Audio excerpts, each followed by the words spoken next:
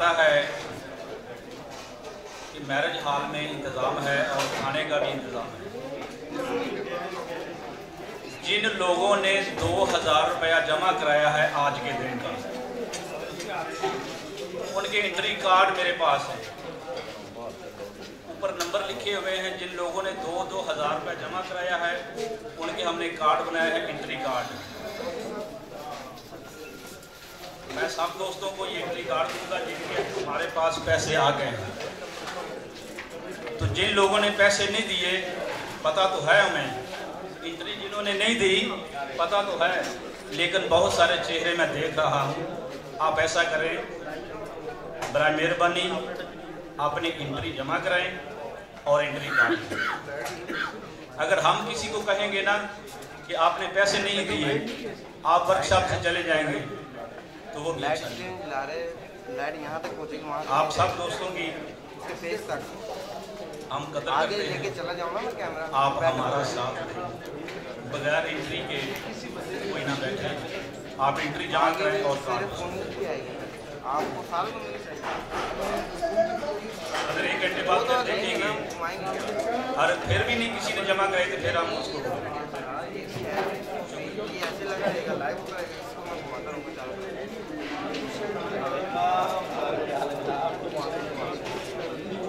Video ये आपको ये मैं बनाऊँगा ना,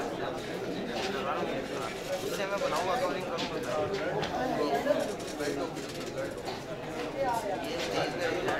जिन हजरात की एंट्री जमा, देखें भाई, ये जो कुछ भी है ना, ये सारा अपनी मदद आपके तहत हम कर रहे हैं। हमारा जो कंट्रीब्यूशन है हम ही नहीं खाना है, हमारे पैसे हम ही पे लगने, किसी दूसरे पे नहीं लगने। तो इस वजह से इस पर जिम्मेदारी का सबूत दिया करें। अब्दुल जब्बार भाई और सैयद रिजवान शाह साहब हैं, इनसे आके मिलें जिन्होंने पैसे जमा नहीं करवाए तो करवा दें। हम बिला ताखीर प्रोग्राम को आगे लेके चलते हैं। अभी मैं दावत दूँगा सैयद ज़ाहद शाह साहब को कि वो ये सैयद ज़ाहद शाह साहब सदर हैं हमारे पंजाब यूनिफिकेशन, सदर यूनिफिकेशन पंजाब है। इनके लिए क्लैपिंग भी हो जाए और अभी ये अपने गुफ्तगू जो है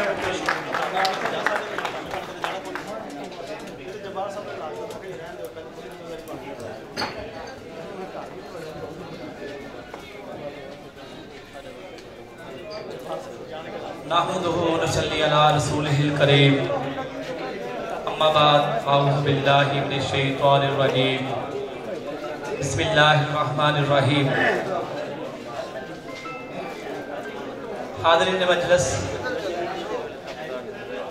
मैं तबीब इब्न तबीब हूँ और ये तिब की खिदमत हमारे आबा-ओ-अजदाद और हमारे घराने का एक विरसा रही है सदियों से। ये अल्हम्दुलिल्लाह मुझे शर्फ हासिल है कि मेरे ननिहाल और दाद के दोनों ख़ानदानों से ये मुझे सीखने का मौका मिला है। इसमें मेरे वालिद मोहतरम हकीम सैयद बशीर अहमद पटवारी रहमतुल्लाह अलैह तबीब थे और मेरे दादाजी अब्दुल हफीज़ रहमतुल्लाह अलैह, उन्हीं के नाम के साथ मेरे अब्बा जी ने मेरी निस्बत की है, वो भी तबीब थे और मेरे नाना जी भी तबीब थे और हमारी वालदा मोहतरमा भी तबीबा थी।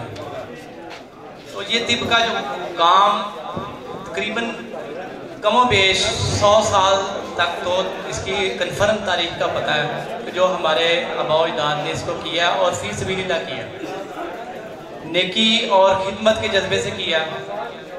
इसी नेकी और खिदमत के जज्बे को लेकर मैं लाहौर से आपके पास पहुंचा हूं और ये हमारी यूनिफिकेशन की 8वीं वर्कशॉप है। लाहौर, कराची, मनसेरा, फैसलाबाद और आज मुल्तान और इसी तरह आरफ वाला और दीगर शहरों में भी हम मुनक्कद करवा चुके हैं और इंशाअल्लाह इसका सिलसिला पूरे पाकिस्तान में जारी रहेगा। और मैं आप सब लोगों का शुक्रगुजार हूँ कि आप यूनिफिकेशन के प्लेटफार्म पे जमा हुए और मैं आपका तहे दिल से मशकूर हूँ। तो मेरे साथ ये हकीम बतौर मुआवन काम करते हैं और मेरे छोटे भाई भी हैं, नहायत मुखलिस और ईमानदार और मेहनती हैं, हकीम रज़वान फ्राम इलाहाबाद। ये तहसील चूनिया के हमारी तिबी फाउंडेशन के सदर हैं और ये आज के जितने भी हमारे प्रैक्टिकल हैं ये यही करके दिखाएंगे। और दूसरी बात ये है कि इनका नंबर मैंने पहले भी बताया हुआ है, तो आज फिर आपको बता देता हूँ कि किसी की कोई दवाई लेनी हो, जो अगर बना हुआ कुश्ता लेना हो तो इनसे रब्ता कर सकते हैं। बराए मेहरबानी मुझे डिस्टर्ब ना किया करें, मैं कुश्ता जात ऑन सेल नहीं सेल करता, ना स्टॉल लगाता हूँ। मैं अल्हम्दुलिल्लाह तबीब हूँ, जब भी इलाज करता हूँ नब्ज़ के मुताबिक, तशख़ीस के मुताबिक इलाज करता हूँ। और मैं ऐसा कोई हकीम नहीं हूँ मुझे फ़ोन करके कहते हैं जी शुगर की दवाई भेज दो। भाई बात इस तरह से है कि एक बंदा शुगर है लेकिन उसको साथ हार्ट का मसला है, ठीक है, और वो दूसरा मसले में साथ मुख्तलिफ किस्म की एलोपैथिक अद्वियात खा रहा है, उसने स्टेरॉइड डलवाया हुआ है, तो आप उसको दवाई उठा के भेज दें, आपको पता ही नहीं इसका यूरिया कितना है, उसका क्रिएटिनिन कितना है, उसका लिपिड प्रोफाइल का क्या हाल है। तो जिस बंदे के लिपिड प्रोफाइल बड़े हों उसको शुगर की इंसुलिन भी काम नहीं करती, इंसुलिन भी अगर रोज बरोज बढ़ रही होती है, ठीक है। जब तक आप उसके लिपिड प्रोफाइल नॉर्मल नहीं कर देते तो ये तशख़ीस को सीखें सबसे पहले। तो दूसरी बात, मैं हमेशा ऐसे कुश्ते बना के दिखाता हूँ जिस भी वर्कशॉप में जाता हूँ कि जो तबीब बनाए हर तबीब बना सके, यानी कि चाहे तिब का पहले दिन का स्टूडेंट क्यों ना हो वो बनाए तो कुश्ता बन जाए। ये है मेरी हमेशा से ख्वाहिश रही है। तो मैं सिर्फ और सिर्फ खुराकी का काम करता हूँ। पोशाकी वाले मेरे भाई बाबा नईम मैदर साहब बैठे हुए हैं और मेरे से पहले हकीम फ़हीम अख्तर सन्यासी साहब गए हैं। अगर पोशाकी का किसी भाई को शौक़ हो तो बिला झिझक इनके साथ रब्ता करें। मेरा पोशाकी के अंदर ना कोई तजर्बा है, ना मैं प्रैक्टिकल करता हूँ और ना ये मेरी लाइन है, ये मेरे अबाउजाद की नसीहत है कि हम पोशाकी वाली लाइन कीमियागरी लाइन पे नहीं काम करते। ठर्क के साथ हमारा कोई रिश्ता नहीं है, हम सिर्फ और सिर्फ प्योर तबीब है और अल्हम्दुलिल्लाह तशख़ीस के मुताबिक इलाज करते हैं। अगर किसी भाई ने मशवरा लेना हो तो वो सिर्फ और सिर्फ व्हाट्सएप के ऊपर मुझे मैसेज करें, कॉल सिर्फ एमरजेंसी की सूरत में करें। मेरा नंबर नोट फरमा लें 0300 49 30 367। दोबारा नोट फरमा लें 0300 49 30 367। अच्छा, तो मैं जिस बंदे को भी मशवरा दूंगा वो मुझे अपनी मुकम्मल हिस्ट्री बताएगा, फिर मशवरा दूंगा। ऐसे नहीं है कि जी मुझे कैंसर है बता दें। अब लब का कैंसर है तो उसकी काज और है, लीवर का कैंसर है तो उसकी काज और है, चेस्ट कैंसर है तो उसकी काज और है, अगर उसका बड़ी आंत का मकद का कैंसर है तो उसकी काज और है। एक दवाई तमाम किस्म के कैंसर के ऊपर इफेक्टिव नहीं हो सकती। ये महज जो मुबालगा रहियाँ की जाती हैं इसकी वजह से भी हमारी तिब बहुत पीछे रह गई है। तो जब भी इलाज करें तशख़ीस के मुताबिक इलाज करें और जब तक मरीज़ की मुकम्मल हिस्ट्री ना ली जाए उसका इलाज करना इतना आसान नहीं है। कि कैंसर एक बड़ा नाम है, जो बंदा भी फ़ोन करता है जी फलां बंदे को कैंसर है दवाई बता दें, ये इतना आसान काम नहीं है। मैं आज कैंसर का नुस्खा पेश करने आया हूँ, लेकिन सिर्फ तबीबों के लिए है। जो तबीब हैं, जो इस बात को समझते हैं वो इस्तेमाल करें, और जो अताई हैं या शौकिया तिब करते हैं वो किसी अपने उस्ताद के पास बैठें और सबसे पहले तशख़ीस सीखें। जब तशख़ीस आएगी तो कैंसर का छोड़ के कब्ज़ का इलाज कर पाएंगे। तो कब्ज़ जो है इसको बड़ा मामूली समझा जाता है, बेशतर अमराज कब्ज़ से जन्म लेते हैं। तो मेरी गुजारिश ये है कि मैं कोशिश करता हूँ हमेशा कि आसान से आसान और सहल से सहल कुश्ता पेश करूँ, और उसकी बनाने की कोई लंबी चौड़ी तय करना है तो सबसे पहले उसकी तशख़ीस सीखें। तो तशख़ीस किसी सीनियर अपने उस्ताद के कदमों में बैठें, उनकी खिदमत करें, उनसे दुआएं लें। और तशख़ीस का जो पहलू है ये तिब में बुनियाद है, रीढ़ की हड्डी की हैसियत रखता है। तो जिस भाई को तशख़ीस नहीं आती उसके लिए कुश्ता चांदी भी बेकार है, कुश्ता हीरा भी बेकार है, कुश्ता सोना भी बेकार है। और जिसको तशख़ीस आती है वो अजवैन से भी काम ले सकता है, वो हर्ड से भी ले सकता है, वो सना मक्की से भी ले सकता है। तो मैं हमेशा जब भी जाता हूँ तो हर वर्कशॉप में यही बात करता हूँ कि दोस्तों जो भी फ़ोन करता है शुगर का नुस्खा बता दें, कैंसर का नुस्खा बता दें। तो अगर कोई तबीब होगा तो उसको ये बात जेब नहीं देती। अगर कोई मरीज़ है तो वो अपनी जान के साथ ना खेले, ना अताई बने। और सेहत जान बड़ी कीमती चीज़ है। किसी सीनियर मौलवी के पास जो आपके करीब हो उससे रब्ता करके अपना इलाज करवाएं, ना कि आप इधर उधर से टोट के सुन के तो अपनी सेहत को बर्बाद करें। तो ये नीम का नमक है, नीम का ये नमक बनाने का मारूफ तरीका सब तबीब जानते हैं, जो भी तबीब है उसको नमकियात का बखूबी इल्म है कि नीम के पत्ते, नीम के फूल, नीम की टहनियाँ, नीम का छिलका, नीम की जड़ें, इनको जला के राख बना के उसका मारूफ तरीका है, इसके अंदर नीम का नमक हासिल किया हमने। ठीक है, तो ये नीम का नमक आपने लेना है 100 ग्राम, 100 ग्राम नीम का नमक लेना है। इसके अंदर आपने 10 ग्राम रसपूर रखना है। चीनी का कप ले लें या चीनी की गुठियाली ले लें। तो रेंज अंदर आपने इसको 12 घंटे पकाना है। कितने घंटे पकाना? रसपूर दिखाओ, ये देखें जी, ये रसपूर है। तो इसको आपने नीम के नमक के अंदर 12 घंटे पकाना है। तो 12 घंटे के बाद इसका कलर जो है वो येलो हो जाएगा।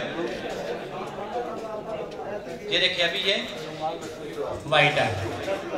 तो इसको अच्छी तरह फिर पीस कर इसलिए वो बाहर कर लें और ज़रूरत के मुताबिक, उम्र के मुताबिक 1 चावल से 2 चावल तक ये कैंसर के ऊपर हम इस्तेमाल करवाते हैं, चेस्ट कैंसर के ऊपर और बड़ी आंत का कैंसर।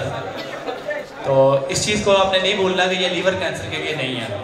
ठीक है, लीवर कैंसर के लिए नहीं है। लीवर कैंसर वाले बंदे के पहले जिगर के एंजाइम बड़े होते हैं, तो जब तक उनको नॉर्मल ना किया जाए आप उनको कोई सेवियात इस्तेमाल ना कराएं, वरना वो बंदा मज़ीद उसकी हालत ख़राब हो जाएगी और वो फ़ायदे की तरफ नहीं जाएगा, उल्टा नुकसान की तरफ जाएगा। तो ये मेरा पहला फार्मूला था जो मैंने आपको बता दिया कि कोई भी तबीब, नीम पूरे पंजाब, पूरे पाकिस्तान में पाई जाती है। कहीं से भी बैठकर बूटी का इंतज़ार करने की ज़रूरत नहीं है। नीम के पत्ते तोड़ें, टहनियाँ तोड़ें और उसका छिलका लें, उसकी जड़ लें, उसकी राख लें, उसका नमक हासिल करें। नमक हासिल करने के बाद इसको चूल्हे की आग के ऊपर 12 घंटे पका लें। तो ये आपका रसपूर बेहतरीन तैयार हो जाता है। जो बड़े लंबे चौड़े तरीके, बड़े लंबे चौड़े प्रोसेस के साथ रसपूर बताए जाते हैं, उनसे ये आला काम करता है। अल्हम्दुलिल्लाह जो कैंसर वाले मरीज को खिंचाव होता है, दर्द होती है, बेचैनी होती है, 2 घंटे के अंदर उसमें रिलीफ मिलना शुरू हो जाता है। अल्लाह के फजल करम से बहुत सारे मरीज ऐसे आते हैं जिनको हम उधर अपने क्लिनिक पे अपने पास बिठा के पास से दूध मंगा के उसको खुराक खिलाते हैं। 2 घंटे में वो उसकी बेचैनी और उसका खिंचाव और उसकी दर्द बतदरीज कम हो रही होती है। दूसरा फार्मूला मेरा है, ये भी इंतहाई आसान, ये हमने तैयार करना है सिलेंडर के ऊपर, आधे घंटे में तैयार हो जाता है। क्योंकि आजकल ओपलों का मसला, गिलिकमत का मसला और सबसे बड़ा जो है कीमती वक़्त, क्योंकि डॉक्टर हजरात तो सिर्फ और सिर्फ नुस्खा लिखते हैं, उनकी फार्मास्यूटिकल कंपनियां हैं। हमारे तबीब के मसाइल ये हैं, ये अद्वियात की तैयारी भी खुद करता है और इसके साथ साथ उसने तशखीस भी करनी है, बाकी मामला भी देखने हैं। तो मेरी हमेशा कोशिश होती है थाम दे। तो आपने क्या करना है, गोदंती लेनी है 100 ग्राम, 100 ग्राम गोदंती लेनी है, आम कच्ची उसको पीस लें। तो उसके दरमियान में एक तो लाभ बरकिया रखें और कढ़ाई के अंदर इसको चूल्हे के ऊपर रख दें। तो जब गोदंती फूल जाएगी, अंदर से बरकिया जो है वो तैयार हो चुकी है, इसको आप बरकिया और गोदंती दोनों को मिला के भी पी सकते हैं। तो ये टाइफाइड बुखार के लिए बहुत आला काम करती है। इसके साथ साथ ये अगर खाली बरकिया इसको पीस लिया जाए तो जिन मरीजों का बीपी लो हो और साथ में फालिज हो, ऐसे मरीजों को आप शहद के साथ दें तो इंशाल्लाह इसका बहुत उम्दा रिजल्ट मिलेगा। लेकिन ये चीज़ याद रखनी है हमेशा कि जब भी आपने किसी मरीज को दवाई देनी है तो उसकी बाकी हिस्ट्री को मद्देनजर रखना है, उसकी दिल की कैफियत, उसके लीवर के इंजाइम, इन सब चीज़ों को मद्देनजर रखते हुए दवाई देनी है। ये नहीं है कि आपने एक दवाई बना ली है, जो भी मरीज आ गया आपने उसको उठा के दे देनी है, एक तबीब की शान ही नहीं है। ठीक है, तबीब कहते उसी को है कि जो आने वाले मरीज की हर तरह की सिम्टम को देखते हुए उसका इलाज करता है। और इसके बाद मेरे मोहतरम प्यारे बुजुर्ग कासमी साहब की खुसूसी फरमाइश पर डायमंड का फार्मूला जो मैं हर वर्कशॉप में देता हूँ, ये मेरा आखिरी फार्मूला है। और ये ऐसा डायमंड का फार्मूला देके जा रहा हूँ बगैर केमिकल के, बगैर लंबे चौड़े नुस्खों के। ये आम मिलने वाली पूरे पाकिस्तान में जड़ी बूटी है और जिसको हर तबीब पहचानता भी है और हर इलाके से मिल भी जाती है, जिसको लैदा बूटी भी कहते हैं, बांदरी बूटी भी कहते हैं, मोहब्बत बूटी भी कहते हैं, जिसके ऊपर बड़े बड़े कांटेदार लगे होते हैं, पास से गुजरो तो कपड़ों के साथ चिमट जाती है। उसका पानी निकालें, उसके अंदर आपने डायमंड को 40 बजाव देने हैं, डायमंड आपका पीसक हो जाएगा। उसके बाद आप अर्के गुलाब लगा के उसको 5-4 किलो की आग दें, 5-7 आगे देंगे तो आपका 1 ग्राम डायमंड जो है वो इतना फूल जाएगा कि 100 ग्राम लगेगा। ठीक है, हमेशा दोस्तों की ये ख्वाहिश रहती है कि डायमंड ऐसा हो कि जो फूल कर कुछता हो। तो दोस्तों इसके लिए मैंने कोई लंबे चौड़े आपको अमल नहीं बताए कि वो केमिकल और उसके बाद वो बूटी कश्मीर या वो इंडिया या वो बुजुर्ग नहीं है जो बता सके वो कौन सी बूटी थी। तो मुझे जो हमारे स्टेज सेक्रेटरी हैं वो बार बार तनबीह कर रहे हैं क्योंकि एक रोज़ा वर्कशॉप है और इसके साथ दीगर मुकर्रीन भी बाकी हैं। तो इजाज़त चाहूँगा। वस्सलाम।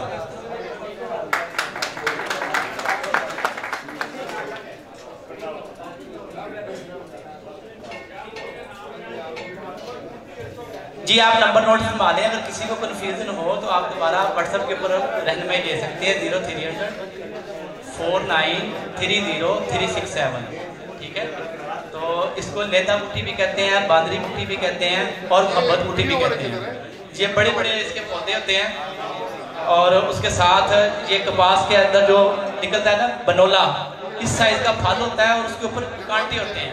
उसके पास से गुजरो तो वो कांटे जिसको अलग जाते हैं। ये आम खेतों में पाई जाने वाली झाड़ी नवा बूटी है और बड़ी आसानी से मिल जाती है। इसके बड़े बड़े पौधे होते हैं और इसको आप कोई भी तबीब होगा जो शायद ना जानता, हर बंदा इसको जानता है। अस्सलाम।